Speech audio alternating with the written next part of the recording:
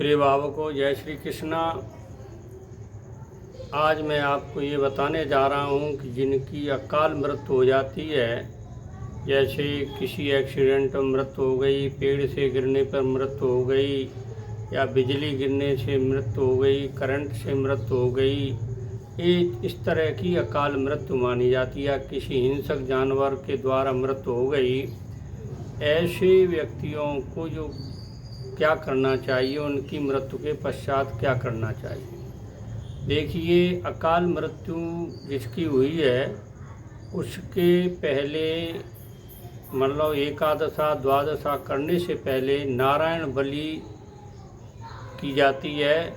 उसके बिना अगर कोई उपाय किया जाता है तो उसका फल उस पितृ को नहीं मिलता है, वो आकाश में जाके नष्ट हो जाता है।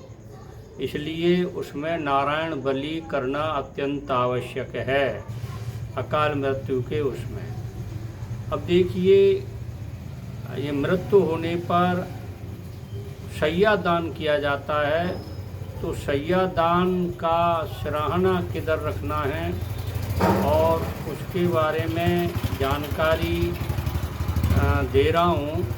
जैसे शैया दान की दिशा देव के लिए जो शैया दान किया जाता है देवताओं के लिए, उसका सराहना पूरब की तरफ होता है। यज्ञ के बाद में शैया दान किया जाता है, उसका मुंह दक्षिण दिशा की तरफ होता है। और तीर्थ यात्रा करने के बाद में जो शैया दान किया जाता है उसका मुंह पश्चिम दिशा की तरफ होता है। और प्रेत के लिए, जैसे किसी की मृत्यु के बाद में शैया दान किया जाता है, उसका सराहना उत्तर दिशा की तरफ होता है। अब देखिए, शैया दान का स्वरूप क्या होना चाहिए, शैया दान कैसे करते हैं। शैया कहते हैं खाट को, और देते हैं ना माचा खाट जो कहते हैं उसको शैया दान कहते हैं। शैया दान एकादशा को किया जा सकता है और द्वादशा को भी किया जाता है। दोनों स्थिति में शैया दान होता है। उसका मुंह जो है उत्तर, यानी सिराना, शैया का सिराना उत्तर दिशा में रहना चाहिए। और उसमें जो शैया जो आपने तैयार किए देने के लिए, उस शैया के नीचे उत्तर दिशा की तरफ मुंह करके ईशान कोण में धातु से या मिट्टी से बना हुआ घी से भरा हुआ पात्र रखना चाहिए ईशान कोण में। और अग्नि कोण में कुमकुम से पात्र रखना चाहिए, कुमकुम वाला। और देखिए,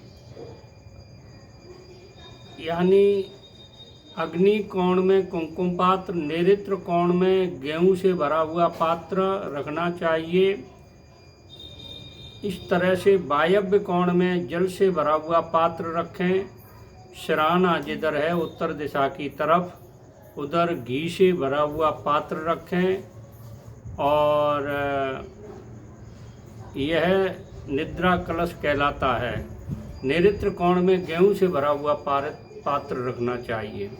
अब देखिए, शैया का क्या और चीज़ इसमें साथ में होती हैं, उसको मैं बताना चाहता हूँ। शैया पर एक तो गद्दा बिछाना चाहिए, पतन्ना जिसको बोलते हैं, वो बिछाना चाहिए। उसके ऊपर सफ़ेद चद्दर होनी चाहिए, कोमल तकिया। और मृत व्यक्ति की जो काम आती थी वो वस्तुएं, जैसे वस्त्र, वाहन, पात्र, शैया के नीचे सप्तधान रखें। सप्तधान मतलब 7 दानों को मिला करके उसके नीचे रखें। शैया के ऊपर फल, फूल, माला, पान, कुमकुम, कर्पूर और अगर, चंदन, धोती, गमछा, मच्छरदानी, श्रृंगार का पात्र, आभूषण, पुस्तक, जपमाला और प्रेत की प्रतिमा मतलब प्रेत की मूर्ति मृत व्यक्ति की, तो उसके बारे में ये बताया जा रहा है, या तो वो सोने की हो या चांदी की हो या किसी धातु की होनी चाहिए, और भोजन खाने के पात्र भी उसके ऊपर रखने चाहिए। शैया दान का फल क्या होता है इसके बारे में मैं बता रहा हूँ। मृत व्यक्ति को जो शैया के द्वारा जो शैया दान किया गया है मृत व्यक्ति के लिए, उससे मृत व्यक्ति को सुख मिलता है, और जो जो चीज़ें दान में दी गई हैं वो उनको उपलब्ध होती हैं अगले जन्म में, और ऊपर भी जहाँ भी रहते हैं वो। तो दान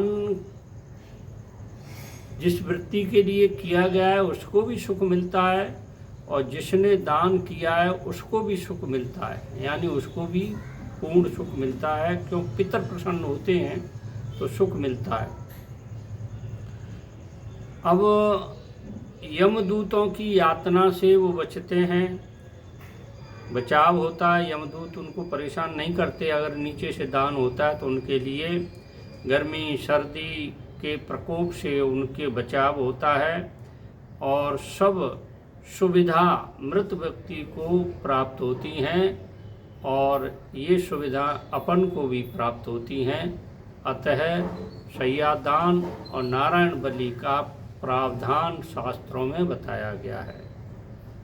तो आपको अगर ये अच्छी बात लगी हो तो मेरे चैनल को सब्सक्राइब करें, लाइक करें, शेयर करें, और देखिए सब्सक्राइब करते रहोगे तो मैं अच्छी अच्छी सी जानकारी आपको देता रहूँगा। देखिए मेरा भी उत्साह बढ़ेगा और अच्छी अच्छी जानकारी देने की आपको कोशिश करूँगा। जय श्री कृष्ण।